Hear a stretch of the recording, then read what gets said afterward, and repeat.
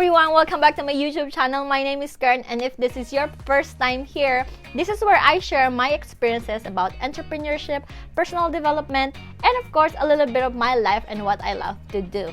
So if you're new, please do subscribe, and I upload new videos every Friday.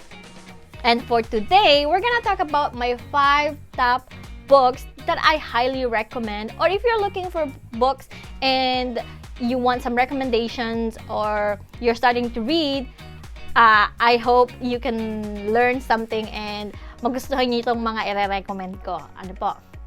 Okay, let's start. So, hindi ako bookworm. I don't consider myself bookworm because hindi naman ako palagi nagre-read. But I try to read at least matapos ko yung isang libro. Maybe 1-2 months, maybe within 3 months, makatapos ako kahit isa lang. Kasi nga, hindi ako yung tao na nagre-read na tatapusin ko muna yung isang libro and then umpisa tayo. Hindi. Sometimes I read 1 or 2 books at the same, hindi naman at the same time, but you know what I mean? Kasi minsan, gusto ko pang i-explore yung topic, so I will open another book. And sometimes, hindi ko kasi bet or wala ako sa moment, di ba? So, at least, nagre-read pa rin ako. Because, you know, that reading is the closest way of getting, and this is the cheapest way of having a mentor. Kasi yung mga authors, or yung mga books, or itong mga billionaires, entrepreneur, itong mga tao na tinitingala natin, or we admire, they compile this personal life experiences, solutions to their problems, especially yung mga self-help books. And that's what I read most of the time, self-help books. Meron din ako mga fiction books, pero ako talaga, if I want to explore or learn something, I search for the author, I will Google or watch some few interviews or YouTube videos about him, and then pag medyo bet ko yung mga ano niya, mga sinasabi niya, then that's the time that I'm going to purchase the book. Usually I purchase of the physical book, but sometimes I enjoyed also listening to audiobooks, and I have few books on my iPhone, on my iBooks. So, yeah, because reading is not just expanding your vocabulary or your cognitive process, it's also a way of investing because you're investing this knowledge that you can use in the future, diba? So, okay, wala na tayong masyadong maraming sinasabi. Let's start. So, andito siya, ito. So, mag-start ako dun sa of course, sa pinakauna. So, this one. If you're someone na nag-iisip ka, parang gusto mong i-improve yung sarili mo, or meron ka mga desire, pero wala kang masyadong motivation. Kasi sometimes naman, we get motivation from people. But, alam nyo ba na ang mas magandang motivation is yung manggagaling sa sarili mo? Kasi paano pag wala na yung mga tao nagmo-motivate sa'yo? Kailangan ma-sustain mo yung motivation and yung desire. So, I highly recommend this book, Awakening the Giant Within by, of course, Tito Tony Robbins. Favorite ko talaga siya. So, and this is the book na isang basa mo, maintindihan mo agad, hindi masyadong ganon. Or siguro ako lang yon. Pero yung book na to, yung kahit ulit-ulitin mo siya, may matututunan at matututunan ka pa ulit. Parang sa movie, di ba? Pagka pinanood natin na siya ulit ng pangalawang beses, pangatlong beses, iba na yung dating, mayroon tayong na-absorb, mas nakaka-relate tayo. So, ito yung book na kahit nasang status ka o anong mang sitwasyon mo sa buhay, if you read this book, for sure, may matututunan ka, mas makikilala mo yung sarili mo at ano pa yung mga kaya mong gawin. Okay? So, ito yan. And then, the next one naman, if you're, andun ka na, medyo may mga dreams ka at talagang focus ka na. So, ito naman yung pang-level up doon. So, if you want to level up that, Think and Grow Rich ni Napoleon Hill. Lagi ko tong naririnig sa lahat ng mga entrepreneur, mga businessman. Lagi nila tong sinasabi. Kasi napakaganda naman talaga ng libro na to.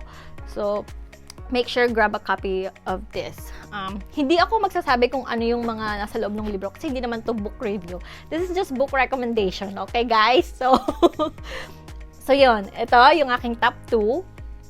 And then, top 3 ko is if you wanna focus on your finances, which is dun talaga akong nag-focus nito mga 3-4 years ago. And last year, I found this book during pandemic. Ito talaga yung binasa ko. And I highly recommend kung hindi mo alam saan ka mag-uumpisa about sa yung finances. Although this book is based, yung mga sinasabi niya is about sa mga US. Pero I think kung i-google mo at hahanapin mo yung mga katulad kung nasang bansa ka, mas maiintindihan mo rin naman siya. Nakakatuwa siya si Ramit Sethi kasi parang alam mo hindi siya masyadong mabigat. Kumbaga, andaling i-digest ng mga sinasabi niya at marami siyang mga jokes din. So, na-enjoy ko talagang basahin tong book na to. So, if you want to start improving your personal finances or mas matuto ka how to handle money and how to start investing, ito yun. Okay? How I Will Teach You to Be Rich by Ramit Sethi.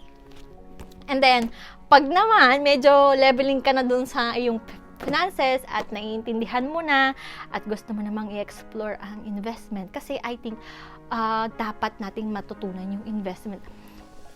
Kung alam ko lang siya na sana siya noon pa, diba? Pero, well, magagawa natin alam.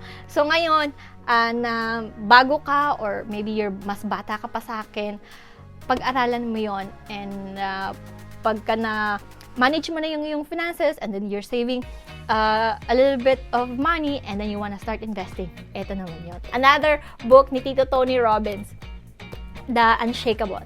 So, Unshakable, Your Financial Freedom Playbook.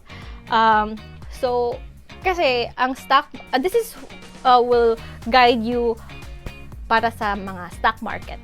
Ito yun. So, kung medyo leveling ka na sa part na yon, ito yung book na yun. Kaya ko siya gusto kasi sa kanya ako humuhugot ng mga kaalaman para sa aking mga stocks. Kasi ngayon, first time lang akong into stock market. So, kailangan ko si Tito Tony Robbins. And the last one, of course, kailangan hindi lang puro mga self-improvement, mga pera-pera, or mga paano tayo magkaka-create ng wealth. Siyempre, kailangan din natin ng mga para sa pag-ibig, di ba? And I think itong book na to, everyone who wants to fall in love or who are in love right now or who have a special partner, get this book. The 5 Love Languages by Gary Chapman. Very, very, very helpful. Kasi ito talaga yung nagbukas sa isip ko na why some relationship doesn't work and bakit meron mga divorce.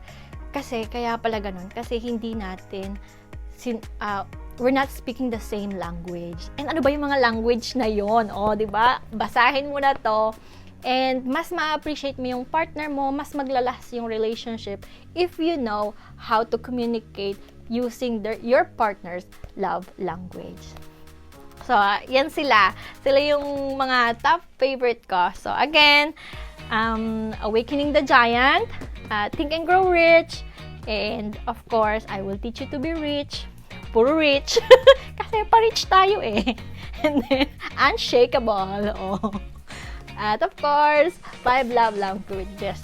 So, I will put all the links of this book sa baba. If you're here in Canada, I have links to Indigo or meron din naman tayo sa Amazon. And, yun guys. So, I hope, ako po.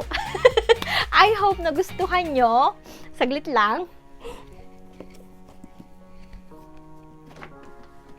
So yun guys, I hope nagustuhan nyo itong aking video and sana mag-comment kayo dyan if nabasa niyo na ba itong mga books na to or ano sa palagay nyo, and then maybe some video magkamaroon tayo ng book review. Okay? So thank you for watching and I hope you have a great day and see you on my next video. Bye!